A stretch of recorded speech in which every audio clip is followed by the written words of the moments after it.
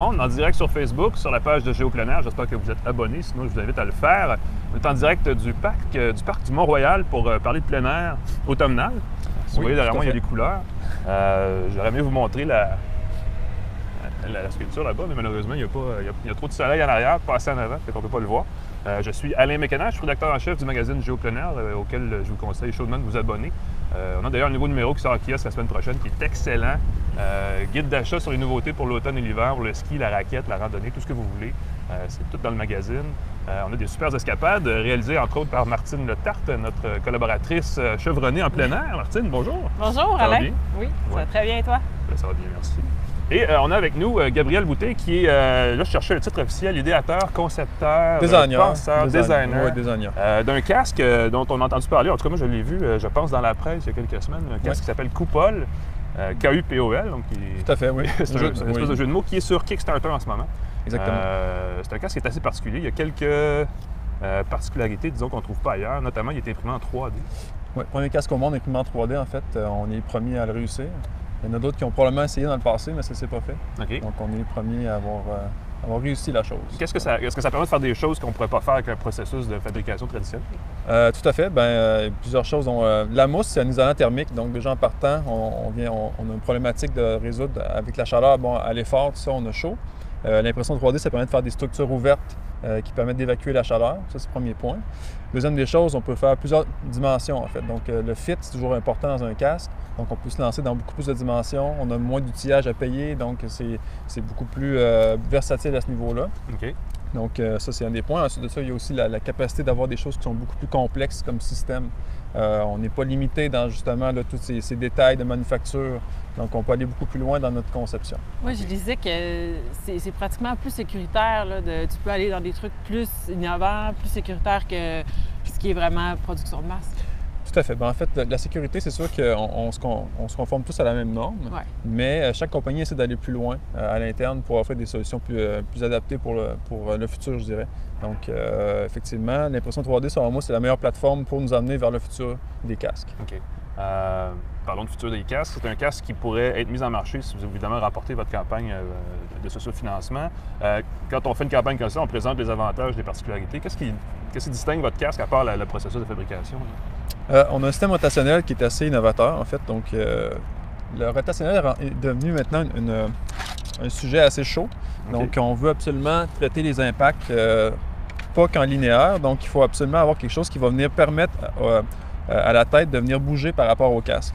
Donc, c'est ce qu'on a implanté. Puis, justement, l'impression 3D nous permet d'aller en complexité à ce niveau-là. Donc, on peut effectivement avoir beaucoup de points d'ancrage pour amoindrir justement le duro de nos matériels, avoir des choses qui sont beaucoup plus soft pour avoir un contact qui est agréable à la tête. Donc ça, c'est des espèces de... C'est du caoutchouc, ça? C'est quoi les matériaux? C'est une sorte de polypropylène, en fait. On appelle ça de l'EPDM. OK. Puis... c'est mou, là. C'est fait pour justement absorber les chocs, j'imagine? Tout à fait, tout à fait. Ça pourrait aussi être... Il y a des compagnies qui font des matériaux qui sont non newtoniens. Donc, on pourrait utiliser ce genre de matière-là aussi pour avoir encore là peut-être des meilleures capacités là, mécaniques. Là. Donc, mais on a beaucoup de versatilité à ce niveau-là. Là, tu as dit non newtonien? Oui, c'est pas facile à dire, ce mot-là. Veut dire quoi aussi? C'est un matériel, en fait, qui permet au molécule de se réarranger. Donc, ça permet d'absorber beaucoup d'énergie. OK. Donc, ça pourrait être vraiment un bon cas d'usage pour utiliser ce matériel-là. OK. J'imagine qu'il y a des certifications avec ça. Est-ce que vous êtes conformé déjà aux certifications de sécurité? En fait, les certifications sont toujours passées à la fin du processus. Donc, ce qu'on dit, c'est que en quelque part après la pré-production, donc vers mars, normalement, on devrait passer les tests. Ce qui est important pour une entreprise comme nous, c'est d'avoir déjà la certitude à l'avance. Comme n'importe quelle autre entreprise qui font des casques de mousse, la certification vient à la fin. Donc, il faut avoir fait les tests à l'interne, être sûr de notre résultat, puis après ça, on se conforme à la norme, et puis voilà. Donc là, vous êtes au stade du prototypage en route vers la conformité? Là?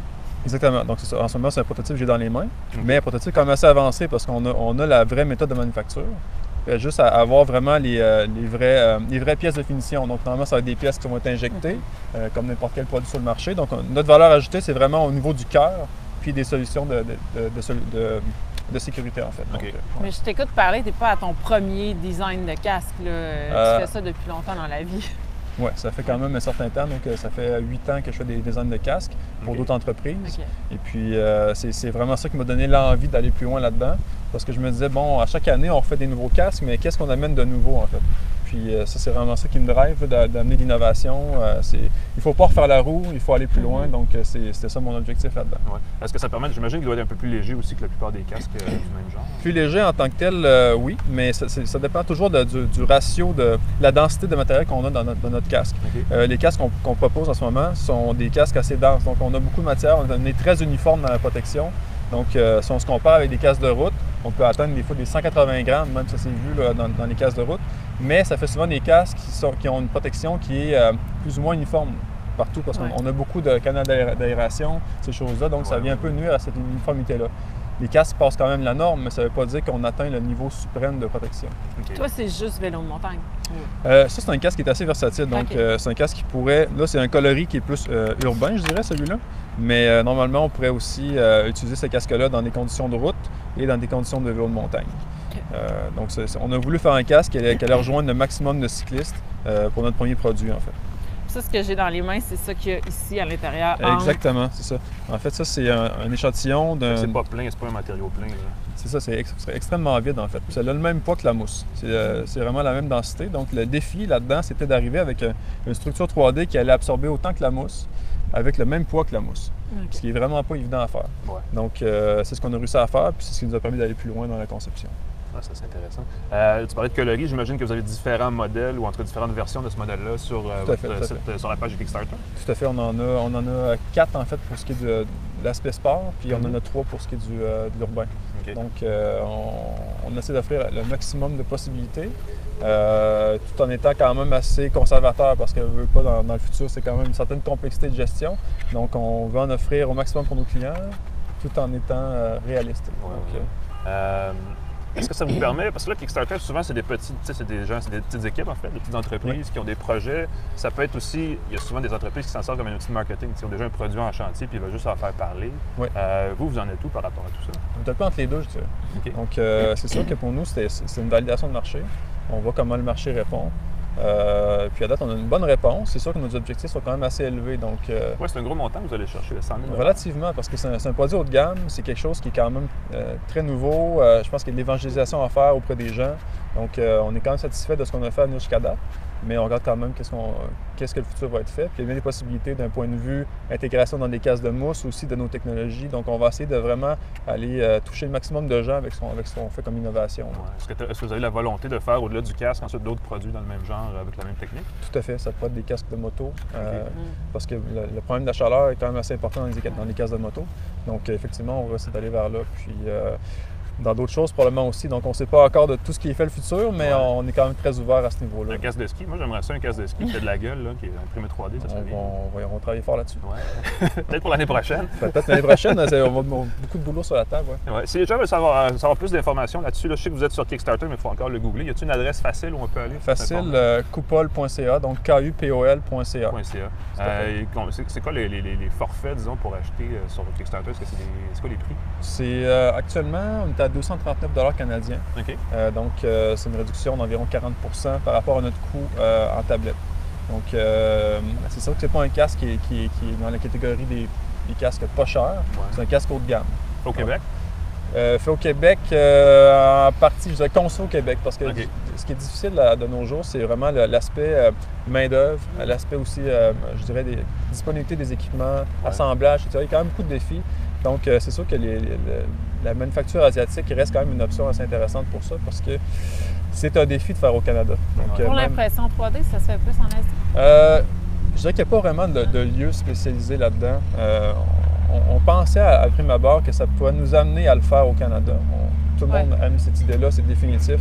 Mais n'empêche que quand on vient greffer d'autres choses sur le sujet, les moules, etc., donc là, à ce moment-là, on se retrouve plus dans une situation où l'Asie peut être intéressante.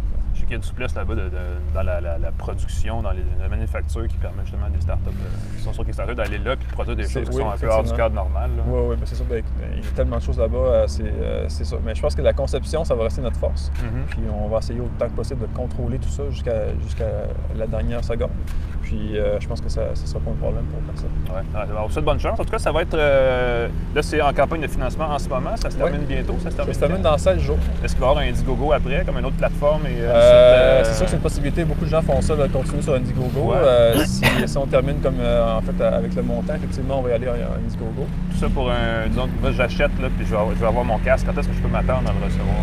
En juin. En juin. Donc, c'est sûr qu'il va être patient quand même un petit peu parce que je veux pas qu'il faut quand même faire nos devoirs d'ici là. Mais je pense que c'est quand même pratique courante dans le domaine du Kickstarter d'avoir une certaine attente par rapport au produit. Ben oui. Tant que c'est pas 2 ans. Tant que c'est pas 2 ans, effectivement. Des fois, les gens accèdent un peu, puis là, c'est fâchant. Oui, tout à fait. Non, c'est Ouais. ça. Je pense que c'est important de respecter les délais. Clairement, les clients veulent avoir une entreprise qui est de parole. Donc, c'est notre travail. Bon, écoute, on souhaite bonne chance avec la campagne. T'as-tu un gars qui fait du vélo? J'imagine que oui. J'en fais, mais honnêtement, j'en conçois plus de casques que je fais de vélo parce que je mets tellement de temps en conception que. Mais effectivement, je suis plus quelqu'un d'urbain, familial, je suis avec mes enfants. Donc, je suis pas je suis pas un gars sportif de vélo, mais je suis quelqu'un qui apprécie ce moyen de commerce. Tu comprends quand même l'importance de porter un casque. Tout à fait, c'est clairement apprécié. Ben, bonne chance, merci beaucoup d'être passé. Super Ben, apprécié. merci, Alain. D'avoir Merci, bravé merci. le froid Merci. automnal. Oui, tout à fait. Ouais, je suis en train de grelotter. Bonne Bonne chance. continuation à vous, bonne journée. À la prochaine. Merci. Bye bye. Salut. Ouais, il faut pas oublier le micro, ça peut être. Ça serait bien. Ouais. Je peux pas tout briser vos équipements. On parle de froid automnal, on est quand même bien si on porte un beau manteau. Puis c'est une bonne saison pour faire du plein air, c'est une bonne saison pour faire peut-être plus du vélo de montagne que du vélo traditionnel. Je sais pas, moi quand je vois des couleurs dans les arbres, c'est ça que je me dis, il faut que j'aille dans la montagne, là, je prends le vélo. Je vais courir. Beaucoup d'action. Toi, tu vas courir, bon, tu vois. L'idée, c'est que c'est une bonne saison pour aller dans le bois, c'est ce que je pense, parce qu'il fait moins chaud. Puis comme on a moins chaud, puis on peut faire plus d'espace sans que ce soit devienne tout suant, Ouais. collant, désagréable. Surtout que la canicule a été intense. Et il a fait chaud cet été, ça c'est très vrai. Il a fait chaud d'une certaine façon dans l'actualité aussi par rapport tu sais, au plein air, au parc, tout ça, parce qu'il y a eu beaucoup de choses qui ont été essayées cet été, beaucoup de choses qui ont été discutées. Puis là, demain, parce qu'on est mardi, donc demain, mercredi, il y a le cannabis qui va être légalisé. Le Parc Canada a annoncé qu'ils allaient autoriser le cannabis, la consommation dans les parcs. La CEPAC devrait, d'une journée à l'autre, publier son rapport sur ces tests qu'ils ont fait avec les chiens dans les parcs. Donc, ça va bouger beaucoup dans les parcs dans les prochaines semaines. Le cannabis, écoute, j'ai pas d'opinion là-dessus, mais je veux dire, On entend va assez voir, parler, là. on va voir ce qui va arriver parce qu'on ne sait pas, on n'a pas d'informations. Mais les chiens, c'est un sujet, écoute, c'est un sujet de débat. Là. Les gens sont pour, les gens sont contre, puis c'est émotionnel. On en pense quoi de ça? Est-ce que la CEPAC a dit quelque chose? Hein? Bien hâte de savoir finalement la décision qui va être prise. En fait, ça fait 3 ans qu'il y a des projets pilotes. Donc, ça a commencé avec Québec, entre autres, dans Jean-Cartier, au cas ici. Ouais. Donc là, je pense que ça allait bien. Donc, ils ont rajouté 2 parcs cet été. Et là, ils sont en train de tout compiler les données. Et on s'est dit, en fait, on m'a confirmé que ce serait annoncé d'ici la fin de l'automne. C'est la fin de l'automne. Donc, Il se laisse encore un peu de temps. ouais, mais c'est ça arrive vite. Donc, j'ai regardé un peu qu'est-ce qui se passait ailleurs. Je me disais, bon, États-Unis, ceux qui vont dans les Adirondacks, on le sait. Ils vont les voir, les chiens, là, partout aux États-Unis, autant les parcs nationaux que les parcs régionaux, en général, les chiens sont admis, même terrain de camping. En laisse, avec des Ouais, guillemets, en parce que laisse, c'est c'est pas sûr. toujours le cas, mais c'est vrai qu'on les voit. C'est ça. Puis même, il y a des parcs plus chien-friendly que les autres. Le Grand Canyon, ça a l'air, c'est incroyable. Ah Donc, oui? Même Pitou peut voir le Grand Canyon. OK. Et, mais en France, c'est non. J'ai regardé Australie, Nouvelle-Zélande. Non, c'est toujours pour des raisons de protection là, de la faune. Bon. Oui. Parce que c'est ça. C'est C'est pas très toujours. Il faut faire attention. Hein, ça Je pense que les animaux qui détruisent plus le sous-bois que les chiens, c'est les fat bikes. Sinon, c'est vraiment eux les pires. Moi, c'est ce que je vois dans mon coin. En tout cas, j'ai des. Il y a comme un parc derrière où je reste. Puis les gens qui promènent leurs chiens sans laisse, on le sait, parce que les chiens souvent vont dans les cours des maisons autour. Ouais. Ça, c'est un problème. Tu sais, on dit souvent, est-ce qu'on autorise les chiens? En fait, c'est la question qu'il faudrait poser, c'est est-ce qu'on autorise les gens qui laissent leurs chiens aller sans trop de surveillance? Parce que le problème est un peu là. C'est dans le respect des autres. Bien, c'est ça. Mais en même temps, ton fameux parc en arrière de chez toi, c'est pas permis. Puis il y en a quand même. En plus, exact, voilà. C'est ça. Mais c'est toléré, en fait. C'est pas permis, mais il ne faut Ouais. pas exagérer. Puis c'est pas une entrée officielle dans le parc, c'est un sentier qui mène au parc de la CEPAC. Ouais. Donc, il y a un certain flou, ça, une zone grise. Ouais. Qui normalement ne pose pas de problème. Je veux dire, c'est 2 chiens sur 10, mettons, qui sont un peu plus délicats. Puis c'est toujours ça le problème. C'est la même chose, je faisais une blague sur les fat bikes tantôt.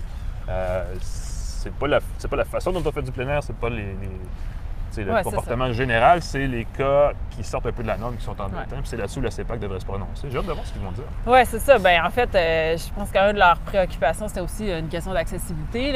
Moi, ayant eu un chien pendant 13 ans, pour vrai, beaucoup de sorties de plein air qui se résumaient à venir ici, au Mont-Royal ou à Val-David, au parc régional, puisqu'on avait le droit aux chiens. J'ai peu... Non? T'as pas essayé du canot avec un chien? Ah oui, mais pas CEPAC. Ah non, mais oui, j'ai pas mal tout fait, on va dire, bien franchement. Mais oui, c'est ça. C'est juste que c'est vrai que quand on a un chien, la dernière chose qu'on a envie, c'est de laisser notre chien à la maison pour aller faire du plein air tout seul. Oui. Donc, c'est ça. Moi, je pense qu'on serait rendu là. On est rendu là? Moi, je pense que oui. Hashtag, on est rendu là. Pas toi? Ben, écoute, moi, je suis d'accord. Toi qui vis les désagréments de... Je veux dire, il y a déjà des chiens dans le parc où je me tiens le plus souvent, puis je veux dire, c'est sûr que c'est comme... C'est un point de friction entre des gens qui ont un chien et des gens qui n'ont pas de chien, mais je veux dire, on a déjà... Tu sais, c'est juste... C'est une question de respect aussi. Mais c'est plutôt, c'est ça, c'est plutôt le problème est souvent qui tient la laisse, là, comme on disait avec les pitbulls ou les chiens dangereux ou tout ça. Voilà. Personnellement, j'avais un petit chien saucisse, il n'était pas dangereux et toujours très docile. Bon pour chasser l'écureuil, moins pour l'ours, ouais.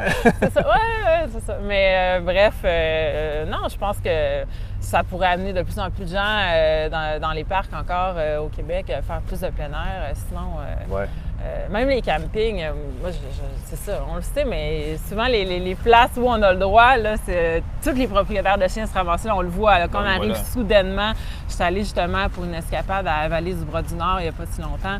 Je ne croisais quasiment que des gens avec des chiens qui n'ont pas le droit d'aller dans la CEPAC, c'est ça. C'est un parc qui n'est pas CEPAC, on a le droit. Donc, bref, moi, je pense que j'ai hâte de voir d'ici la fin de l'automne, on va savoir. Bien, il n'y a pas eu de cas dans les parcs, en tout cas de la CEPAC, il n'y a pas eu de cas recensés graves de mauvais comportement de chiens. Bien, je pense que leur projet pilote, ça s'est bien passé. Ils vont regarder l'expérience de l'utilisateur, l'impact sur le milieu naturel, tout ça pour voir si vraiment... Mais... Moi, j'ai un bon feeling, personnellement. Oui, bon. Écoute, on prend les paris. Nous, on pense que la CEPAC va élargir son test à l'ensemble de ses parcs probablement le printemps prochain, progressivement. Comment ça peut se faire? Ça va se faire d'un coup ou de... D'après moi, ça va être d'un coup. Là. Je pense que c'est ça serait... Je pense qu'ils peuvent aussi décider d'y aller certaines restrictions, mais je pense que ce serait tous les parcs, en fait. Ouais. Avec une laisse, je pense que c'est le bon compromis. Parce que déjà, il y en a 6, là, je pense, avec le projet pilote. Oui. Oui, c'était sûr que ce serait avec une laisse, je pense que c'est même. En tout cas, aux États-Unis, c'est 6 pieds max. Je pense que c'est ça. Une laisse et un sac en plastique au cas. On ne sait jamais. Ah oui. Pas de chance à prendre avec ça. Alors, on va voir. En tout cas, on va savoir les nouvelles de la CEPAC prochainement, les prochaines semaines, puis on pourra vous tenir au courant. Oui. On suit ça. On suit ça. Et de toute façon, on est dans les parcs toute l'année, Martine, beaucoup plus que la plupart d'entre nous, avec ses escapades. Je commence à les connaître. Oui, l'expertise. Donc, on va vous tenir au courant. Venez nous revoir sur geoplenair.com si vous voulez savoir plus d'informations à ce sujet ou sur tout autre sujet lié au plein air. En fait, on a... À chaque numéro, évidemment, on sort beaucoup de destinations saisonnières, mais on les reproduit sur le site web. On a aussi de l'actualité de plein air sur le site web, donc venez nous voir. N'hésitez pas à venir aimer notre page sur Facebook, facebook.com/géopleinair, c'est facile à trouver. Et à nous faire les suggestions aussi de sujets pour les prochaines capsules. Oui, on est sur les médias sociaux, venez communiquer avec nous, nous envoyer des courriels, il n'y a pas de problème, on est facile à rejoindre. Si vous avez aimé la capsule qu'on est en train de faire, on va en faire une par mois pour la prochaine année. L'idée, c'est un peu saisonnier. On va se promener dans les parcs, puis on va parler d'actualité de plein air, d'équipement et de destination. Donc, vous pouvez nous suivre aussi sur notre page YouTube, qu'on utilise un peu moins, mais on va être en direct sur Facebook et rediffuser ensuite sur YouTube et sur notre site web. Donc, on vous souhaite un bel automne. Il fait beau, on est bien. Il fait peut-être pas super chaud, mais c'est ça l'automne. Mais il fait beau. Donc, sortez les vélos. Pensez-y avant de sortir le chien, parce qu'on ne le sait pas trop encore si c'est permis. Puis, si vous faites du vélo, portez un casque. Si vous voulez un casque imprimé 3D, il y a Coupole, on l'a reçu tout à l'heure. Un beau casque. On a hâte de voir ce que ça va donner ça aussi. Donc, bonne sortie. Les soutenir. On se revoit la prochaine fois. Merci Martine. Merci. Bye.